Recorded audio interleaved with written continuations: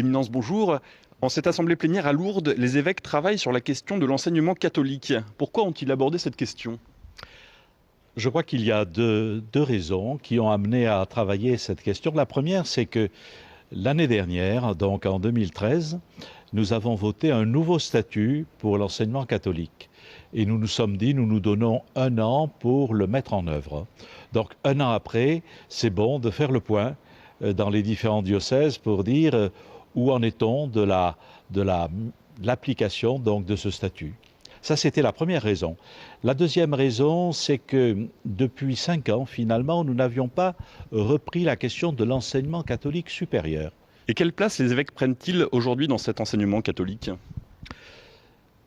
Ce qui me frappe, si vous voulez, depuis quelques années, c'est que les évêques se sont réinvestis, on peut dire réinvestis aussi personnellement dans l'enseignement catholique.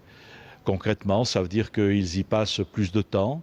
Je vois qu'ils sont présents dans les conseils de tutelle, c'est-à-dire là où se définissent les grandes orientations pour l'enseignement catholique de leur diocèse, là où se prennent des décisions. Alors vous allez me dire, pourquoi se sont-ils réinvestis de cette façon? Certains ont dit, est-ce que c'est une reprise en main? Non, je ne crois pas que ce soit ce qui est présent dans l'esprit des évêques. C'est une autre préoccupation. C'est véritablement, je crois, la préoccupation de l'évangélisation des jeunes aujourd'hui. Nous sommes dans l'enseignement catholique, j'allais dire, devant 2 millions d'enfants et de jeunes et de familles qui sont là. Spontanément, on pense que tous les gens qui sont dans l'enseignement catholique sont des catholiques.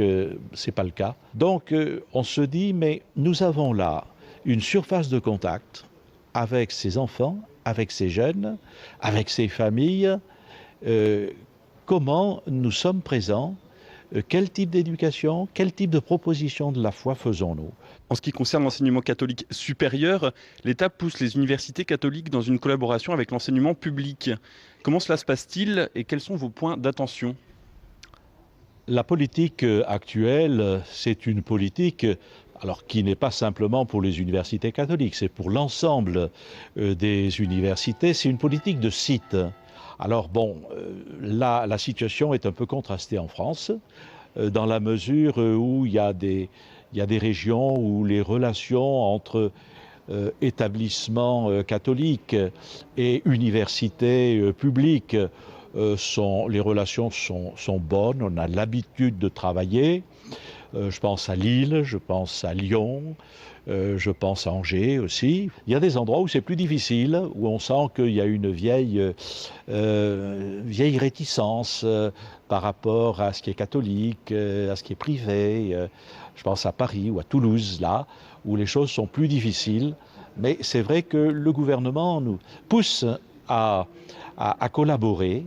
Et en tout cas, ça a un effet bénéfique, ça oblige les instituts à repréciser leurs projets de développement. Voilà. C'est la question posée par le gouvernement à chaque institut. Finalement, quelle est votre politique de développement? Sur quoi voulez-vous mettre l'accent? Qu'est-ce que vous allez développer? Quels sont les secteurs de recherche un peu innovants et originaux que vous apportez? Et ça, je crois que c'est intéressant.